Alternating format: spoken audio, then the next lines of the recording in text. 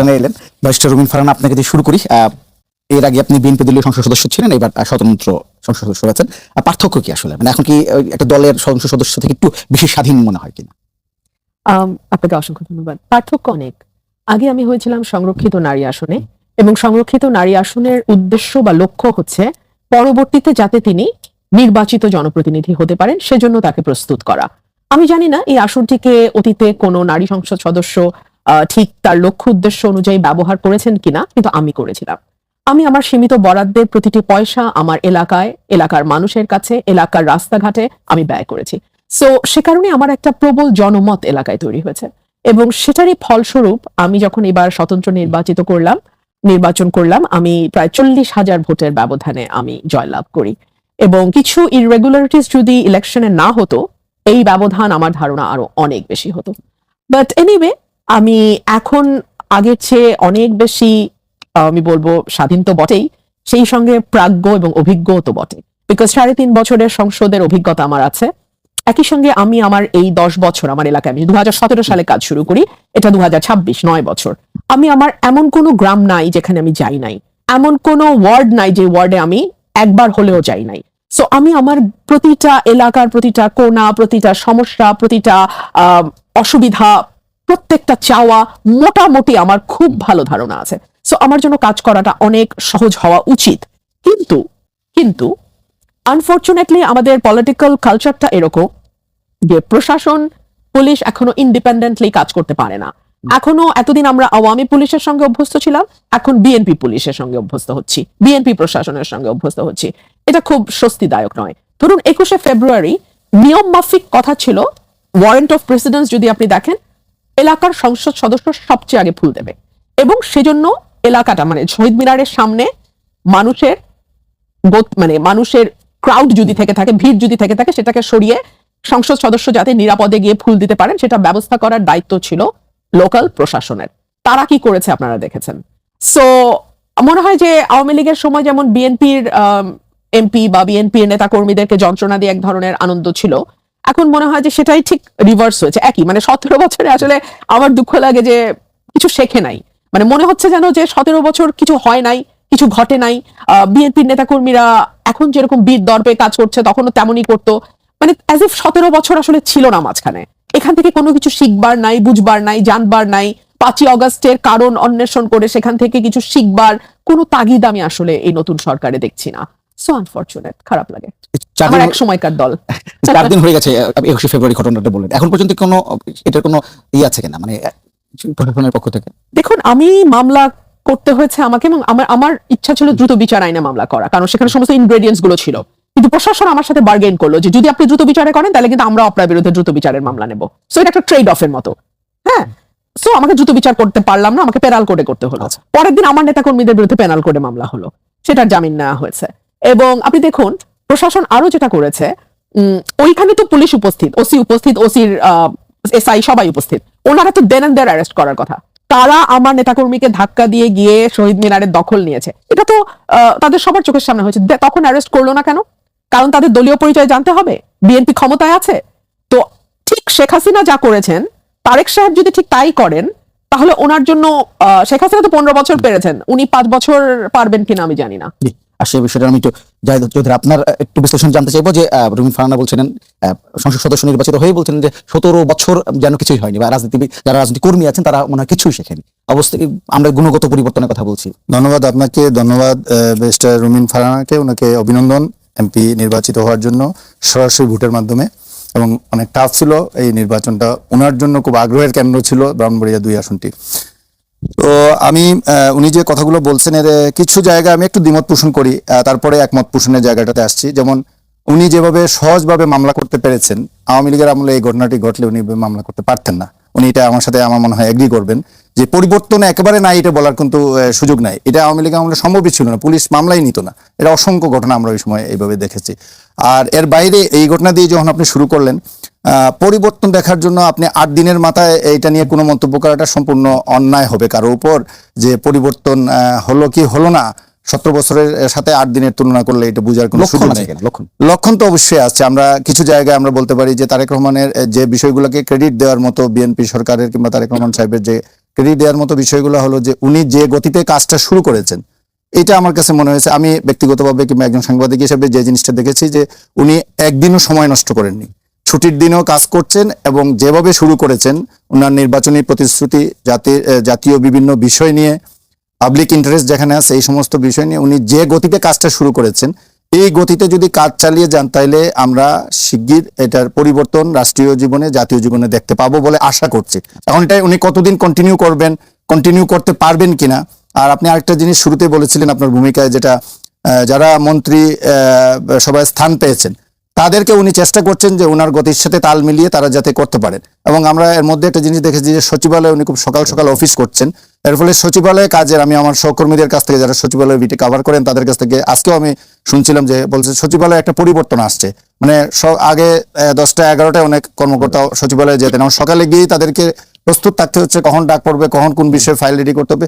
তো প্রশাসনিক কাজে এবং নীতিগত কিছু বিষয়ে উনি হাত দিয়েছেন। ইতিমধ্যে আমরা ফরেন মিনিস্টারকে খুবই তৎপর দেখেছি যে অ্যাম্বাসেডারদের সাথে, হাই কমিশনারদের সাথে ওনার বৈঠক হচ্ছে, বিভিন্ন ধরনের অ্যাক্টিভিটিস। আমরা সরকারকে একটা অ্যাক্টিভ মনে হচ্ছে যে এই গত 8 দিনে, তো এই গতিতে যদি তারা কাজগুলো করতে পারেন, এবং এখানে কাজ করতে গিয়ে উনি পুলিশের ভূমিকার ব্যাপারে যেটা বলছেন, দেখেন পুলিশের ভূমিকার ব্যাপারে আমি যদি বলি সুনির্দিষ্টভাবে, কালকে সোহরাওয়ার্দী উদ্যানে একটা ঘটনা ঘটেছিল অভিযান চালাতে গিয়ে, এবং এটার প্রেক্ষিতে আজকে কিন্তু 4 জন পুলিশকে ক্লোজ করা হয়েছে, প্রত্যাহার করা হয়েছে। অভিযানটা কিন্তু ভালো লক্ষ্য উদ্দেশ্য নিয়ে করা হয়েছিল, কিন্তু করতে গিয়ে কিছু মিসেপ ছিল, যে কাজগুলো করা ঠিক হয় নাই, আমরা দেখেছি ফুটেজে যেগুলো দেখেছি, এবং এটাকে আইডেন্টিফাই করে যারা জড়িত তাদের বিরুদ্ধে তাৎক্ষণিক ব্যবস্থা নেওয়া হয়েছে। তো এইভাবে ঘটনা তো আপনি 18 কোটি লোকের ভিতর 18 কোটির উপর আপনি কন্ট্রোল আনতে পারবেন না, কিংবা প্রশাসনের পুলিশের উপর পারবেন না, মন্ত্রীদের উপরও পারছেন না, অনেকে অনেক কিছু বলে ফেলছে, কিন্তু তারপরের অ্যাকশনগুলো যদি কারেক্টলি নেওয়া যায় তাহলে এটার একটা ইম্প্যাক্ট আসবে। যেটা আমি বলতে পারি যে আমাদের যোগাযোগ মন্ত্রী যে মন্তব্য করেছিলেন, এটা সরকারের অন্য মন্ত্রীরা এটা সমালোচনা করেছেন এবং এটাকে থামিয়ে দিয়েছেন, এটা ঠিক নয়, এরকম একটা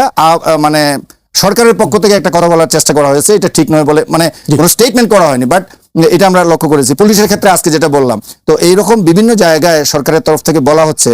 ইভেন আমরা দেখেছি যে 124টা অধ্যাদেশ যে পাশ করেছে অন্তর্বর্তীকালীন সরকার, সেগুলোকেও রিভিউ করতে হবে। আপনি জানেন যে পার্লামেন্টে 12 তারিখে পার্লামেন্ট বসছে, পার্লামেন্টে এমপি মহোদয়রা যাবেন, ওনারা এই 30 দিনের ভিতর 30 ওয়ার্কিং ডেজের ভিতর আইদার এগুলোকে রেটিফাই করতে হবে অথবা রিজেক্ট করতে হবে, রেটিফাই না হলে অটোমেটিক রিজেক্ট হয়ে যাবে। তো এই সমস্ত বিষয় আসা আছে, সরকারের সামনে অনেক কাজ আছে। এখন আমরা দেখতে চাই যে কাজগুলো, কিংবা ওনারা যে ঘোষণা দিয়েছিলেন, এটা তাদের পলিটিক্যাল নির্বাচনী কমিটমেন্ট, ফ্যামিলি কার্ড করা, কৃষক কার্ডের ব্যাপারে, এগুলোর ব্যাপারে আমরা দেখছি খুব প্রম্পট অ্যাকশন হচ্ছে, কাজকর্ম হচ্ছে, কমিটি হচ্ছে এবং অ্যাক্টিভিটিস দেখছি। তো এই গতিতে তারা যদি কাজ করতে পারেন, ইকোনমিক সেক্টরে গভর্নমেন্ট খুবই একটা ফ্রাজাইল কন্ডিশনে দায়িত্ব নিয়েছে, এইটাকে স্ট্রিমলাইনে আনা, এটাকে অল আউট একটা প্ল্যানিং করা, এই সমস্ত অনেক কাজ সরকারের সামনে। এটাকে তারা যদি ঠিক মতো করতে পারেন তাহলে হয়তো এটার একটা রেজাল্ট আমরা দেখতে পারবো প্রাইমারিলি। আর ব্যক্তিগতভাবে প্রধানমন্ত্রী হিসেবে তারেক রহমান কিছু পদক্ষেপ নিয়েছেন, যে আর্লি অফিসে যাওয়া, রাস্তায় ব্লকেজ সৃষ্টি না করা, কম সিকিউরিটি নিয়ে চলা, এই সমস্ত বিষয়গুলো, এগুলো প্রশংসিত হয়েছে।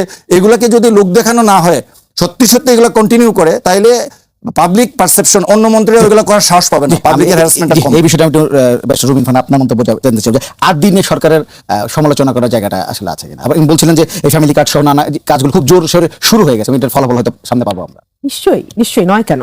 আমি একটা একটা করে ওনার পয়েন্টগুলো লিখছিলাম। উনি বলেছেন আওয়ামী আমলে মামলা করা সম্ভব হতো না, সে কারণেই তো আসলে 2000 প্রাণ এবং 30,000 আহত রক্তের বিনিময়ে 5ই অগস্ট, তাই না? হতো না বলেই তো আমাদের দীর্ঘ 17 বছরের আন্দোলন সংগ্রাম। আমার ভাল লাগতো যদি আমি ভাইকে ওই সময় আমার টকশোতে সঙ্গী হিসেবে পেতাম, কিন্তু আসলে কেন জানি তখন আর ভাইকে পাইনি। আমার কপালটাই খারাপ। আমার কপাল ছিল আওয়ামী লীগের একজন সুশীল এবং একজন আওয়ামী লীগের কর্মীর সঙ্গে বা নেতার সঙ্গে বসে টকশো করা। আসলে তখন যদি আরো অনেক বেশি মানুষ বলবেন, আপনার সময় বলবেন, আরো বেশি বেশি মানুষ যদি কথা বলতো, আরো বেশি বেশি মানুষ যদি লিখতো, আরো বেশি বেশি মানুষ যদি মুখ খুলতো, আরো বেশি বেশি মানুষ যদি প্রতিবাদ করতো, হয়তো 17 বছরটা 5 বছরে নেমে আসতো, হয়তো 7 বছরে নেমে আসতো। মানে এত লম্বা সময় শেখ হাসিনা হয়ে উঠতে পেরেছিলেন বিকজ তার পেছনে অনেক স্টেট মেশিনারিজকে আমরা যেরকম দেখি, একই সাথে সফট পাওয়ারদেরকেও আমরা কাজ করতে দেখেছি। 2 হচ্ছে 8 দিন is too early to make a comment. Yes, of course 8 day is very too short term to make any comment, but at the same time morning shows the day. So I hope and I pray যে এই সরকার 8 দিনের যেই নমুনাই দেখাক না কেন, আগামী 5 বছর আরো বেশি আমাদের রাজনীতির যে পরিবর্তনের স্লোগান আমরা দিয়েছি, রাজনৈতিক ধারার পরিবর্তনের যে স্লোগান আমরা দিয়েছি, সরকারের নেচার পরিবর্তনের যে স্লোগান আমরা দিয়েছি, আমি আশা করব নিশ্চয়ই সরকার সেটা মাথায় রাখবে। ফরেন মিনিস্টারের কথা আমার ভাই বলছিলেন। আচ্ছা, ফরেন মিনিস্টার ঠিক কোন ক্রাইটেরিয়াতে ফরেন মিনিস্টার হলেন? আমার ট্যাক্সের টাকায়, আমাদের ট্যাক্সের টাকায় যেহেতু মন্ত্রীদের বেতন ভাতা হয়, এই প্রশ্ন তো আমি রাখতেই পারি।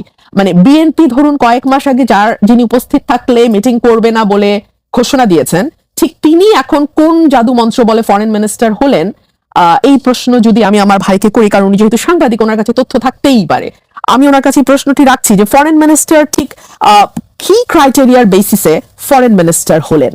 আর ফ্যামিলি কার্ডের ব্যাপারে certain it's a very good initiative, why not, আমার মনে হয় চমৎকার ইনিশিয়েটিভ। কিন্তু একই সঙ্গে সিপিডির একটা হিসাব বলছে যে 50 লক্ষ পরিবারকে যদি আপনি এর আওতায় আনতে চান, আপনাকে বছরে ব্যয় হবে 9,600 থেকে 12,000 কোটি টাকা। আমি অন অ্যান অ্যাভারেজ 10,000 কোটি টাকা ধরি। তাহলে আমাদের বর্তমান সরকারের যেই পরিকল্পনা 5 কোটি পরিবার, তাহলে বছরে আপনার খরচ হচ্ছে 1 লক্ষ কোটি টাকা। এখন এই 1 লক্ষ কোটি টাকার যোগানটা আসবে কোথা থেকে?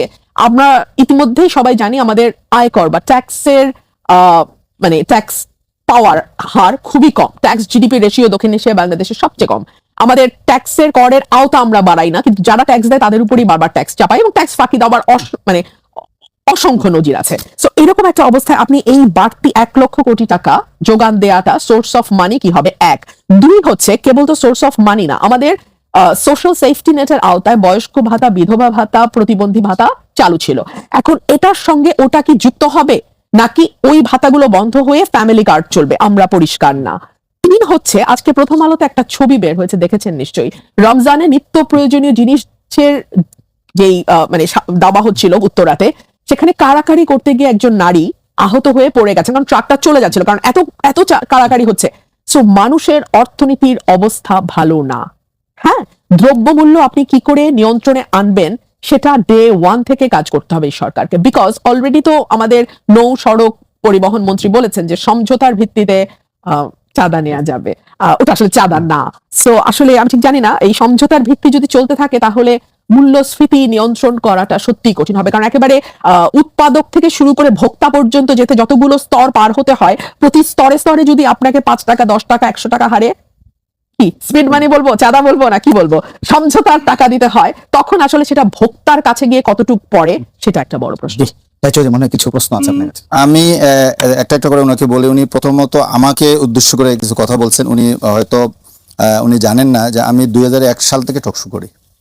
যখন আমি একটা হোস্ট ছিলাম বিটিভির একটা টকশোতে 2001 সালে, আর টেলিভিশনে আমি কাজ করি 91 থেকে। 91 থেকে আমি 98 পর্যন্ত বিটিভি নিউজের প্রডিউসার হিসেবে কাজ করছিলাম, পিছনে কাজ করতাম। আর সামনে আসছি আমি 2001 সালে। আর 2014 পর্যন্ত আমি রেগুলার টকশোতে অ্যাটেন্ড করতাম। 2014-তে আমি ব্ল্যাক লিস্টেড হয়ে যাই আওয়ামী লীগ সরকারের আমলে, এবং 18 পর্যন্ত মাঝে মধ্যে 2-1টা চ্যানেল ডাকতো। 18 পর থেকে আমি টোটালি বন্ধ ছিলাম। এখন রুমিন আপার সৌভাগ্য, কিংবা আমি জানি না, উনি ডাক পেতেন, আমি কিন্তু ডাক পেতাম না। আমি যদি কোনো চ্যানেলে ডাক না পাই, আপনি যদি আজকে আমাকে না ডাকতেন, আমি তো জোর করে আসতে পারবো না। আমি কিন্তু এরকম না, এবং আমি আমার দেশের জন্মলগ্ন থেকে আসি। তার আগে মানব জমিন, তার আগে দৈনিক বাংলায় ছিলাম। তো আমার দেশের বয়স হলো 2004 সালে আমরা শুরু করেছি। তো 4 থেকে 26 এখন কত বছর হলো? 22 বছর। তো 22 বছর থেকে এখানে আসি, এবং আমার দেশের উপর কি টর্চার হয়েছে সবাই জানে, দেশবাসী জানে, এবং আমরা কি ভূমিকা রেখেছি আওয়ামী লীগের বিরুদ্ধে রুমিন আপা খুব ভালো করে এটা জানেন। এটা জানার পর হয়তো উনি জানেন না যে আমি আমার দেশের শুরু থেকে আমার দেশে ছিলাম কিনা, ওটা হয়তো উনি জানেন না, কিন্তু আমার দেশের শুরু থেকে ইনফরমেশনটা ওনাকে দিলাম। সো আমার মনে হয় এরপরে ওনার মনে আর আমাকে নিয়ে কোনো সন্দেহ থাকার কোনো সুযোগ নেই, কোনো সুযোগ নেই। না, আপনি আরেকটা কথাও বলছেন, এটা এমন পর্যায়ে বলছেন যে সফট পাওয়ার কাজ করেছে, এটা কিন্তু আমাকে ইন্ডিকেট করে করেছেন। সো আপনি এটা উইথড্র করতে হবে। আমরা সফট পাওয়ার ছিলাম না, আমরা যে কি পর্যায়ে টর্চার হয়েছে। এবং আমি এক যুগ আমি 6টা পত্রিকায় চাকরি পেয়েছি। আমি নাম বলতে পারি কোথায় কে কিন পদে চাকরি দিয়েছিল।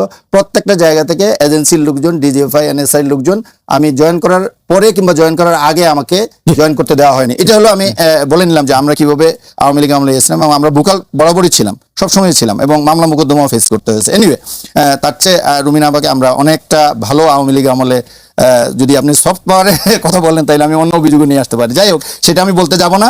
আমি প্রায়োরিটির ক্ষেত্রে যে জিনিসটা বলছিলেন, যে গভর্নমেন্ট তো 3টা প্রায়োরিটির কথা তারা বলেছে, এবং এটার মধ্যে দ্রব্যমূল্য নিয়ন্ত্রণে রাখা, এবং তারা জাস্ট রোজার দিনই আগের ওই দিনে রাত্রে থেকে সেহরি খাওয়া শুরু হয়েছে, ওই দিনে দায়িত্ব নিয়েছে।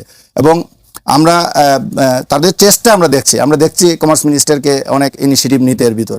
আমরা তাদেরকে এই ক্রেডিট, এটা অন্তর্বর্তীকালীন সরকার যেটুকু করে গেছে এটার উপর বেস করে কিন্তু বাকিটা তাদেরকে কন্ট্রোল করতে হবে। এটা করছে কিনা, রাস্তায় চাঁদাবাজি বন্ধ হচ্ছে কিনা, এগুলো কিন্তু গভর্নমেন্টকে স্ট্রিক্টলি করতে হবে। এখন পর্যন্ত মেজর কোনো বিষয় আমরা দেখি নাই যে যেখানে আমরা বলতে পারি চোখে আঙ্গুল দিয়ে যে এটা গভর্নমেন্টের ফেইলিয়ার, আজকের দিনে এই কাজটা তুমি করেছো, যেটা করলে এখন মিডিয়া এবং সোশ্যাল মিডিয়া খুবই অ্যাক্টিভ আছে। একটা গভর্নমেন্টকে, বিএনপি গভর্নমেন্টকে এই জিনিসটা মানে চেঞ্জ, যেটা আমি বলবো, যেটা অনেক দিনের চেঞ্জ, বিশেষ করে আগস্ট পরবর্তী, জুলাই বিপ্লব পরবর্তী যে পরিবর্তনটা, এটাতে মানুষ অনেক অ্যাক্টিভ যে কোনো বিষয়ে। কালকে সোহরাওয়ার্দী উদ্যানের ঘটনাটা এটার একটা এক্সাম্পল। ওইখানে কিন্তু লাইভ করছিল, যাদের উপর টর্চার করা হচ্ছিল তাদের পক্ষেও কেউ একজন লাইভ করছিল, আমি রাত্রের এই ঘটনাটা দেখেছি।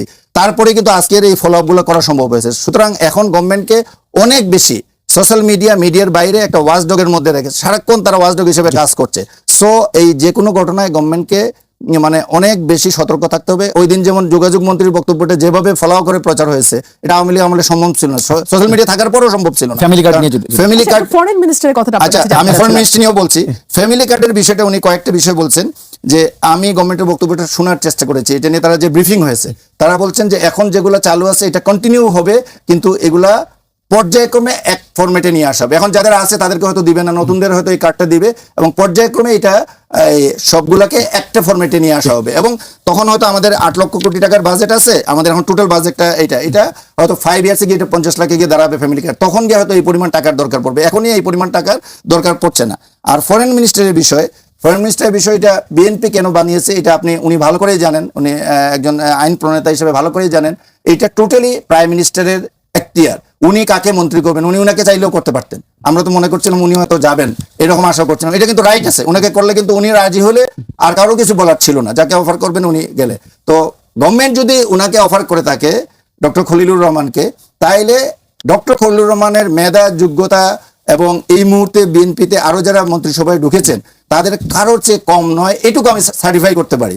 সুতরাং আমি মনে করব বাংলাদেশের মতো উনার মতো একজন যোগ্য ব্যক্তিকে তারেক রহমান ফরেন মিনিস্টার হিসেবে চুজ করে আলটিমেটলি উনি সঠিক সিদ্ধান্ত নিয়েছেন, আমার ব্যক্তিগত মতামত এটা। এবং এটার পক্ষে আপনি বললে আমি অনেক যুক্তি দিতে পারি। উনি অন্য কোনো জায়গায় বলতে পারেন যে ওনাকে নিয়ে সেই বিষয়গুলো আসতে বিরতিতে যাবো, কিন্তু আমি খুব ছোট্ট একটা ইয়ে ছিল, আমি জানি না উনি বিষয়টা অ্যাড্রেসই করলেন না। আমি বলেছিলাম যেই